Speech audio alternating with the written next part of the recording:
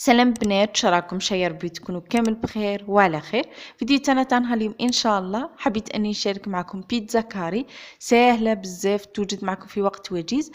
صراحه كما احنا اليوم كان ما عندناش الوقت كامل، ملا درناها للغدا على السريع ثم وجدت معه. بدون اطاله حمروا للمقادير وطريقه العمل.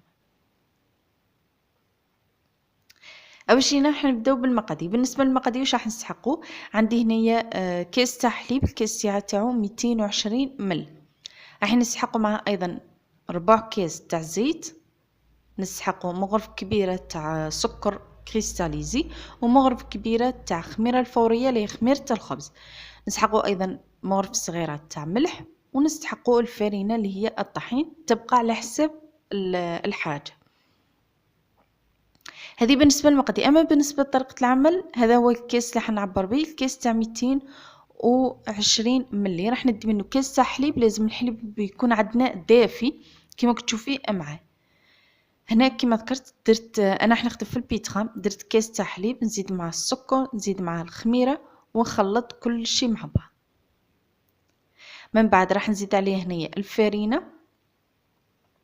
هايكم راح ننخلها. الفرينه هنا مكاش مقدار محدد، يعني على حسب العجينه تاعك شحال تدي، على حسب السوائل عفوا شحال يدولك الفرين. راح نزيد معها ايضا الزيت والملح، وراح ندي هذه العجينه تاعي راح نديرها تتعجن. شوفوا عجنوها وزيدوا الفرينه بالتدريج حتى وانت تحصلوا على عجينه تكون متماسكه وطريه طريه طريه بزاف، تكون شويه تلصق في اليد. هذا واش كاين. هنا عجنتها مده 7 دقائق. من بعد هاي ليكم كما تشوفين معايا، يعني راها طريه وتلصق.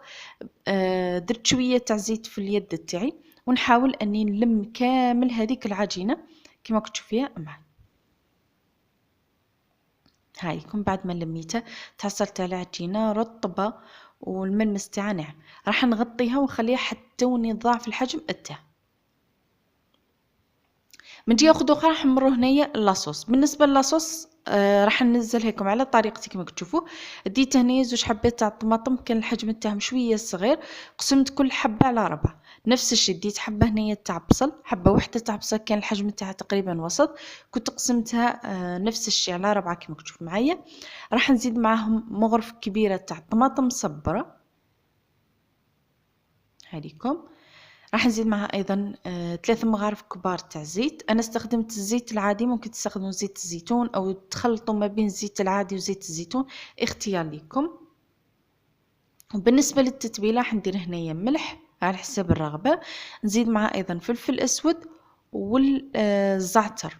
هذا واش كاين، ملح فلفل اسود والزعتر اللي هي زعيتره. هنايا ايضا بنات كنت زدت معهم شويه تاع السكر، لانه الطماطم هذيك تاع الحب والطماطم ميم المصبره هذيك كونسونطري، يعني جايه شويه حامضه. على داك الشيء زدت معهم شويه تاع السكر.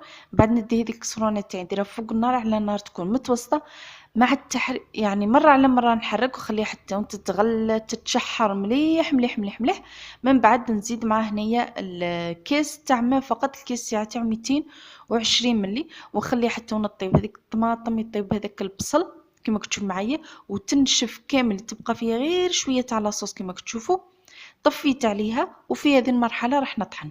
هنا بنات ممكن تزيدوا معها زوج فصوص تاع ثوم، انا ما كاش عندي. هذا واش كاين. في هذا الوقت البنات كنت هنا العجينه تاعي ضعف الحجم تاعي كما تشوفوا اختمرت. راح نحيها نهبط لها كامل هذاك التخمار كما تشوفوا، وراح نرش شويه تاع فرينه عليكم، وراح نحلها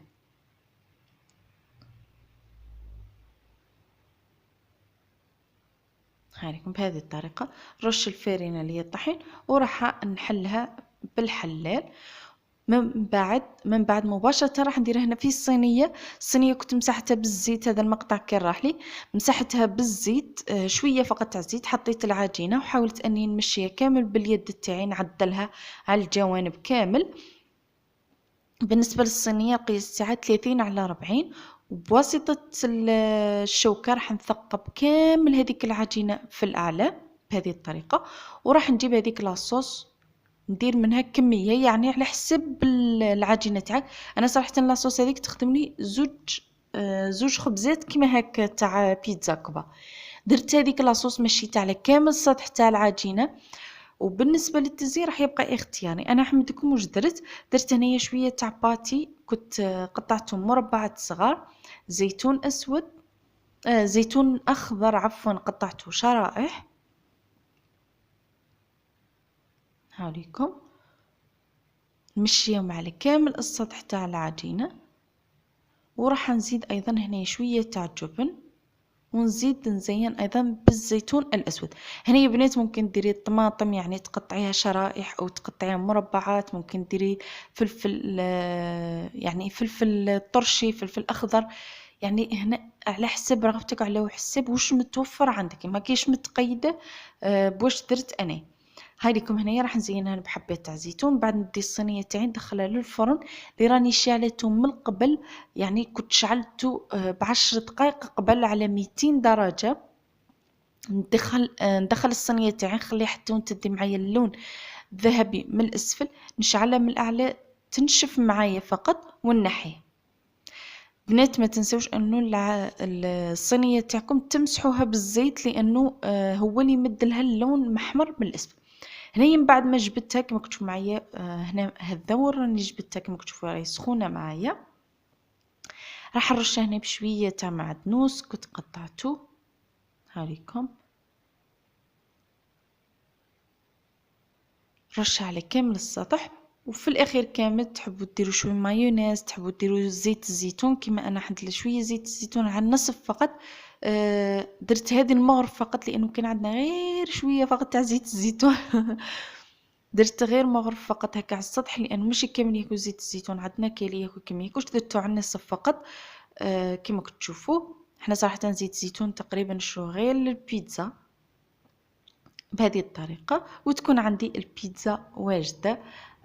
كما كتشوفوا معايا جات هايله هايله تشهي بزاف. كما ذكرت لكم في البدايه بنات صراحه حنايا اليوم كان نهار مشارجي، ما كانش كامل عندنا الوقت للغدا، من على السريع خدمتها لهم وقلت خليني نستغل الفرصه ونصورها. كما كنتوا معايا خرجت تحفه بزاف بنينه، جربوا الوصفه ما كنتش تندموا عليها. في الاخير نقول لكم نتمنى ان وصفتنا اليوم تكون تعجبكم. إذا عجبكم الفيديو ما تنسوناش بالاعجاب، اشتراك في القناة، تفعيل الجرس ليصلكم كل جديد. إذا جربتوا أي وصفة من وصفاتي ما لكم غير أنكم تبعثوهم لي على حسابي الخاص بالفيسبوك، راح أخليكم جميع الروابط الخاصة بي في صندوق الوصف في التعليق المثبت. وسلام.